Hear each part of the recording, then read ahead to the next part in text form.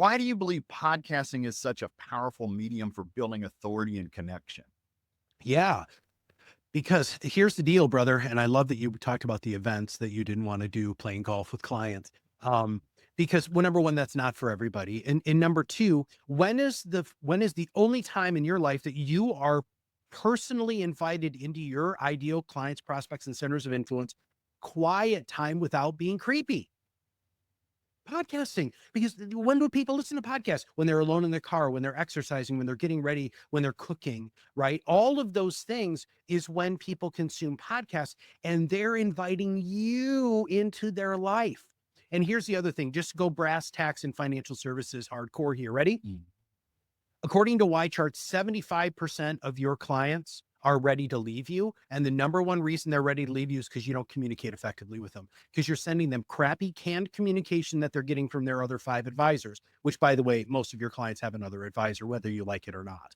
Right. And so you have to communicate, and you have to make it intimate, portable, and relatable. And podcasting solves all of those three hands down. There are a ton of books out there about podcasting, some good, some not so great. But when it comes to the art of interviewing, only a handful truly stand out. And today I'm talking with the author of one of them. Matt Halloran is not just one of the best podcast coaches in the game, he's a storyteller, a speaker, and now the author of Shut the F Up and Listen. His book isn't just about talking, it's about the lost art of truly listening and how mastering this one skill can make you a better podcast host, a better communicator, an even better leader. But here's the kicker. There's one common mistake that nearly every podcaster makes when interviewing guests, and it could be the difference between a forgettable show and a podcast that people can't stop listening to. We're going to break that down today, along with Matt's expert insights on how to run an engaging podcast, build deeper connections with your audience, and stand out in a crowded space. Stick with me until the very end because Matt is dropping some game-changing advice that could take your podcast to the next level. Let's dive in. Matt, welcome to the show today. Thanks for having me, dude. I appreciate it. Absolutely, absolutely. So I am very excited to have you on the show. I just to kind of share this with listeners.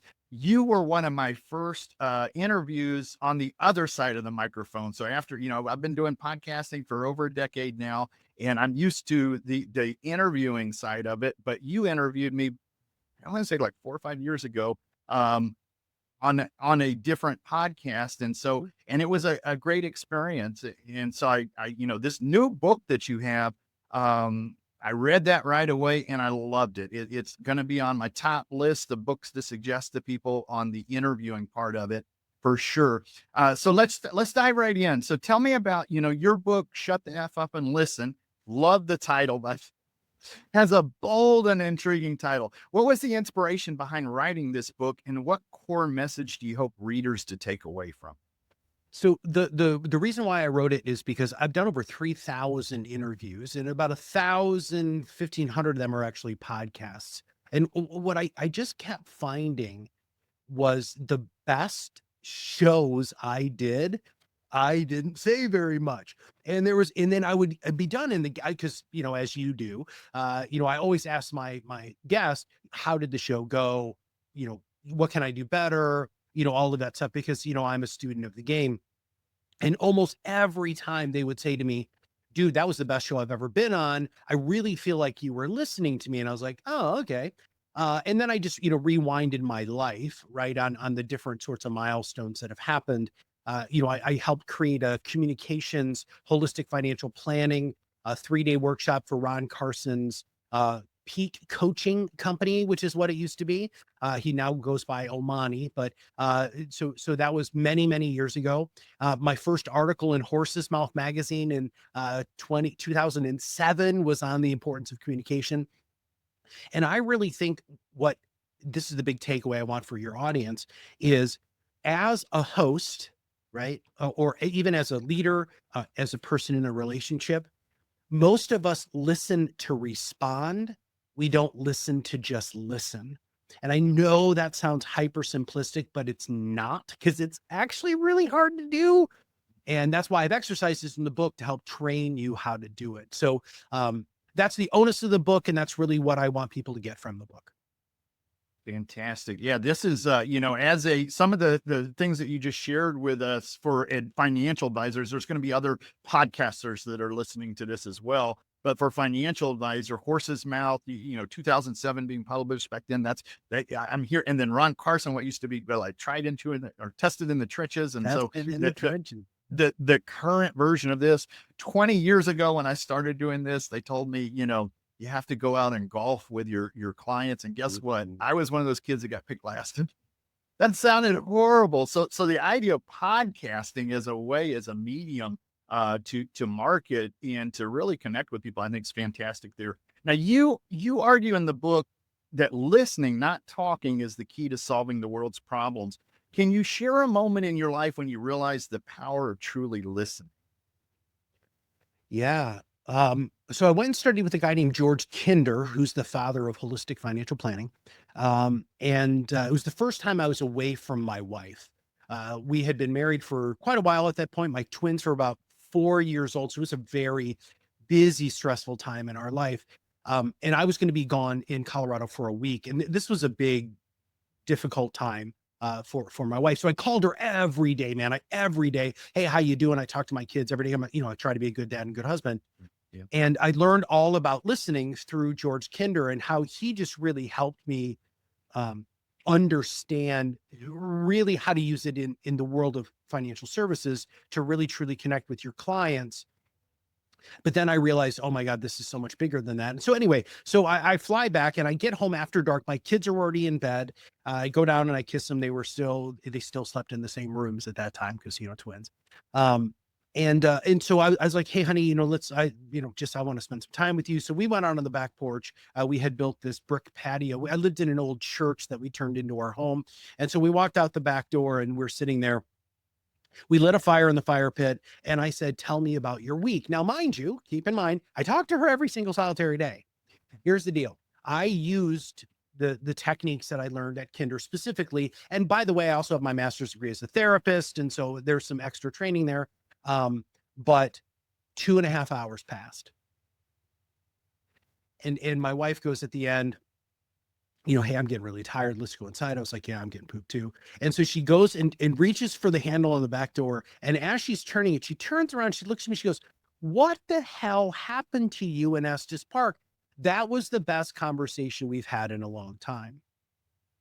I didn't say anything. I said, oh, okay, tell me more. I mean, very, very little minor statements, because it changed our relationship, dude. I've been married for 25 years, right? I know this woman better than I think I know anybody, but I do this all the time. I just try to stay in the moment instead of, oh, I want to say this. Oh my God, you just said this and I want you to know that I'm listening. No, the best way to show people that you're listening is to just shut up. I love it. I love it. The preface, so share this with your wife. The preface of the book that she did, I played that for my wife, and I've been married for 30 years. I was like, man, this is really good stuff. I know, like, I came to this for a podcasting book, but I got sort of a relationship stuff out of it as well. And we thought that was really helpful. So I put that as an asterisk for listeners who are going to get the book there. Let's talk about just podcasting. You've coached some of the best podcasters in the industry. Why do you believe podcasting is such a powerful medium for building authority and connection? Yeah, because here's the deal, brother. And I love that you talked about the events that you didn't want to do, playing golf with clients. Because number one, that's not for everybody. And number two, when is the only time in your life that you are personally invited into your ideal clients, prospects, and centers of influence, quiet time without being creepy? Podcasting. Because when do people listen to podcasts? When they're alone in their car, when they're exercising, when they're getting ready, when they're cooking, right? All of those things is when people consume podcasts, and they're inviting you into their life. And here's the other thing, just go brass tacks in financial services hardcore here. Ready? Mm-hmm. According to YChart, 75% of your clients are ready to leave you. And the number one reason they're ready to leave you is because you don't communicate effectively with them, because you're sending them crappy canned communication that they're getting from their other 5 advisors, which, by the way, most of your clients have another advisor, whether you like it or not. Right. And so you have to communicate and you have to make it intimate, portable, and relatable. And podcasting solves all of those three hands down. I love it. I love it. The statistics that you use from Y chart, that 75%. I picture this little person on the shoulder just whispering in their ear, hey, come over to this, That's the right. dark side, to that other advisor, right? So good, very good information, and being able to connect really on demand. What about podcasting for business growth, for Oh, yeah. entrepreneurs and professionals? How can a podcast serve as a powerful tool for personal branding and business growth? The unintended consequences of what Kirk and I built. So Kirk Lowe is my business partner. He's the co-founder along with me, with Proudmouth specifically. We really built this as a bespoke client community, custom content client creation, or custom content client communication tool. That's what we built Proudmouth for. And then all of a sudden, since we built our entire business off our Proudmouth, multi-million dollar, we've done 8,500 episodes and over 150,000 social media posts for financial advisors, what we do all day, every day. We built it off the podcast. We're like, okay, let's see if it's replicatable for advisors. There's 5 ways that you use this to make money. Okay. Number one is the actual content that you create has value. It's like art, right? You don't walk by art in your office and yell at your art and say, you haven't brought me in a new client today. You don't do that, right? Number Right. two, getting a greater share of wallet from existing clients. If you do this correctly, you are going to absolutely get more business from existing clients because you don't have all of your clients' money. I'm sorry, you don't. If you think you do, you're wrong. There's studies upon studies upon studies that say that you don't. So that's number 2. Number 3, it's easier to refer somebody to a podcast than call my guy. So when we first started this, I met with a really good friend of mine who is actually more of a mentor, Bill Cates. He was the referral coach. And I said, hey, dude, this is what Kirk and I are talking about. And he's like, dude, that makes referrals so much easier. So that's number 3. Number 4 is also, if you follow the strategy we built with our 9 podcast growth tactics at Proudmouth, centers of influence. So let's just talk about what you and I are doing right now, right? You are going to get access to my entire 100,000 person audience because you asked me to be on your show. Of course, I'm going to promote this. What are you freaking kidding me? You're awesome. I love you. You're a great podcaster. I'm going to tell everybody about this. You're going to go in my newsletter and my email and social media posts, all of that stuff, right? If you do it with estate planning attorneys, CPAs, divorce attorneys, real estate agents, whoever else your centers of influence are, if you do it well, they're going to share it and you're going to get access to that whole new network, which is going to get you number 5, which is net new business. So many advisors have their marketing in a silo. Sorry, this is a long explanation. No, this is good. Okay.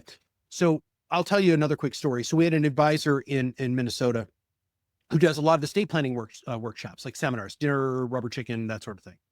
And he's been doing it for years and years and years and years, 10, 15 years.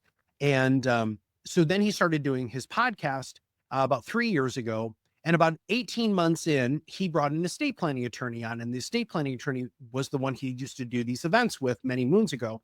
And he was talking to her and she's like, I have a whole drawer full of drawers, plural, full of trusts that have been signed, I've been paid on, I know aren't funded. And so he wisely said, well, what should you do? And she said, well, they should probably call you to help you. You're the advisor, you help them fund it. Dude, his phone started ringing. And the best one was this woman who called and said, I went to one of your estate planning workshops 5 years ago. I just heard this podcast. Now I haven't really been ready to work with you, life, blah, blah, blah. I'd like to go ahead and sit down and talk. And he's like, wow, that's fantastic. Well, do you know about us? And she's like, yeah, I know your account minimums, all that stuff. I've been kind of, stalking you for years, right? For, Yep. kind of, lurking, as we call it on social. She came in, she had $4 million. Wow. And so this is the sort of stuff. And now that is not an outlier. That happens by using podcasting to truly build your business. But here's the deal. You have to have a plan. You have to have a strategy, and you have to be consistent. If you do those 3 things, this can make as much money for you as any other sort of marketing. So, we're talking, and this is going to really resonate for advisors because we're in that space. We're talking about this, but I'm going to go back to the book because you dive into some of those mistakes that we make as interviewers, right? What are some of the biggest mistakes people make in conversations that prevent meaningful connections? Yeah. Well, let's get back to the foundation of what we started this with, which is, learning how to listen, not listen to respond. So here's what ends up happening. This is the biggest mistake everybody makes in client meetings, prospect meetings, dating, your wife, your husband, whatever, your kids, is they'll say something that you want to respond to. So let's say I ask you a question and, a minute and a half into me answering or you answering the question, I hear something I want to talk about. But you keep talking for another 2 minutes. I'm not listening anymore, dude, because I'm so pointed. My brain can't hold those two things at the same time. Um, that's the biggest flipping mistake, right? And so how do you solve that? Well, the first way you solve is an old therapeutic technique. And I can't stress this enough. This is one of the greatest things. And all of you who've ever been to therapy, you've seen your therapist do this. You have a piece of paper, right? And so as they're talking, you just go ahead and you're going to break eye contact and you're going to make yourself a note. Then you take your pen, you put it down and you recenter. Because what happened was, and we know this cognitively, yeah, brother, Yeah. you know this cognitively, that if I write it down, my brain knows that the placeholder has been made. Now I can continue to focus. And then here's the best part about this whole thing is they get done with their 3-minute discussion. You look back at what you wrote down and you realize, well, shit, they already answered that question already. Yeah, they did. Because guess what? You shut up and let them keep going, right? And then you are present. So one of my favorite chapters in the book, which seemed almost like a throwaway, which isn't, is my podcasting and interviewing heroes. And one of them was a guy named Larry King. And Larry King did, like, I don't remember what it was, 50,000 interviews or something in his day. And what he always used to do is he would come into all interviews like a child. Like, and it actually pissed some people off. Jerry Seinfeld very famously got very angry with him. But I love that. So I go in prepared but open, right? And so all of my interviews, all I'm trying to do is I want to know you and what you know. Because here's the deal. We did 500 episodes of the Top Advisor Marketing Podcast, right? Every one of those episodes, regardless if I had another marketing person who was talking about niches or another coach talking about the power of coaching and mindset, I always was able to find something to learn. And I think that that's another really big thing about listening is you don't learn anything by talking. I love that. I love that. Really, really good stuff here for listeners today. Matt, for people who want to get the book, what is the best way for them to access it? Oh yeah, just go to Amazon. You can get the hardcover, paperback, or audiobook on Amazon.com.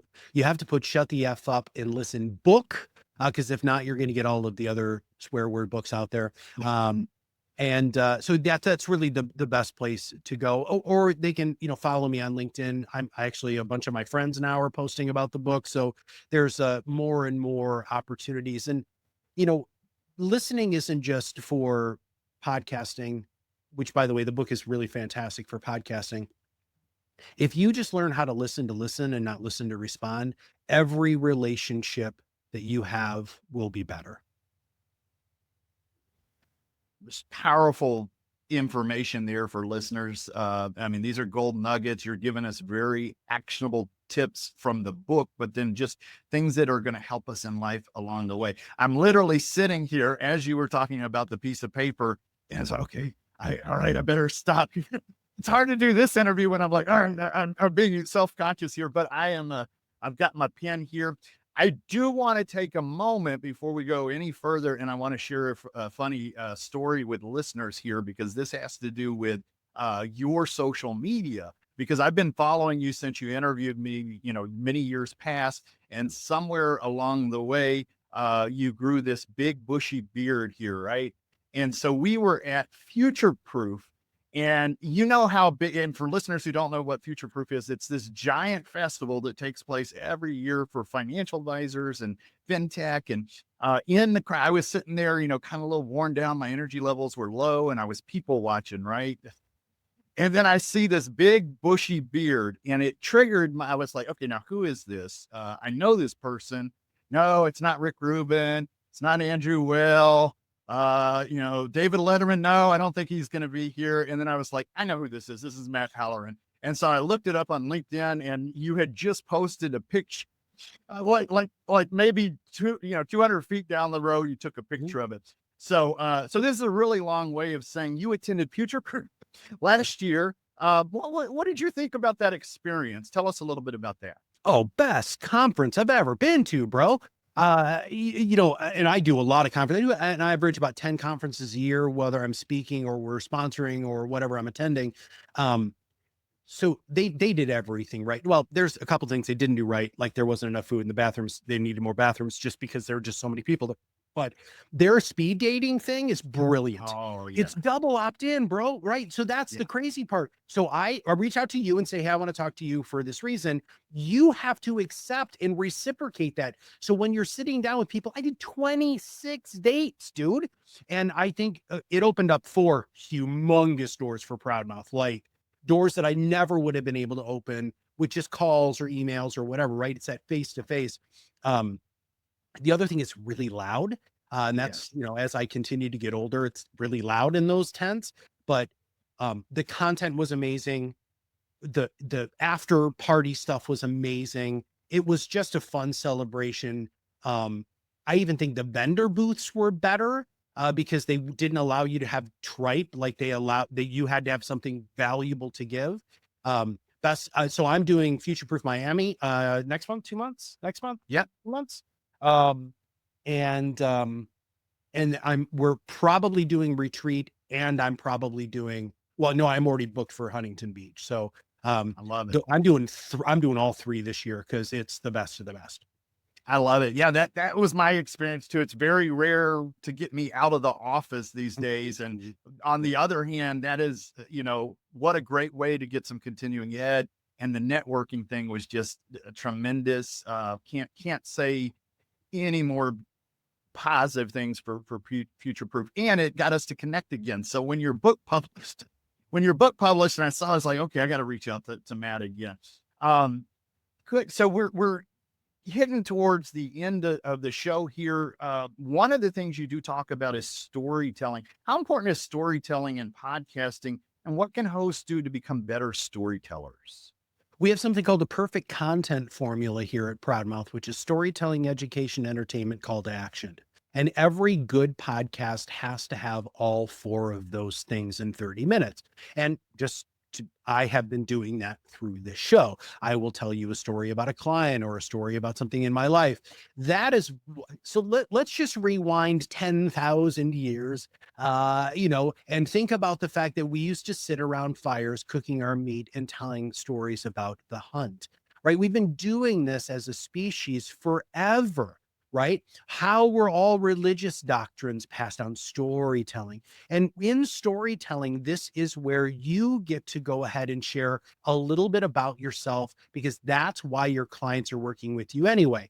Yeah, are you an expert? Are you a great financial planner? Blah, blah, blah. Yes, all of those things are true. That's table stakes now. What is really the reason they're doing business with you is because they like, know, and trust you, and you have things in common. So one of the best things that you can do in telling a story is make the story about somebody else. And I love this for advisors. So you're creating content and honestly, so listen to listen, not listen to respond is the first piece that I want to give. But here's the other big thing that I want all of your audience to know. And for those of you who are watching, you'll see I'm using a prop here. For those of you who are just listening, I'm holding up my phone.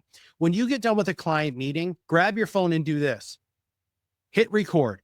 I was just in a client meeting, and here's the 3 things that we talked about today that really made an impact.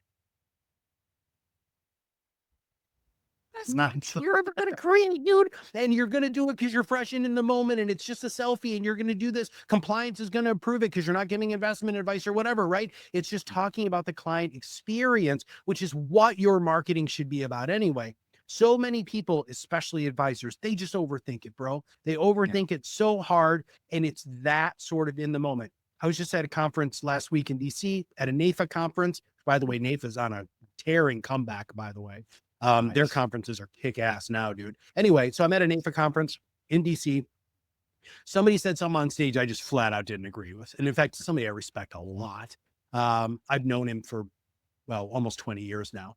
And so I walked into another room and it was a terribly shot. It was terribly lit. I didn't have a microphone on. I'm kind of an audiophile. And I just shot this video.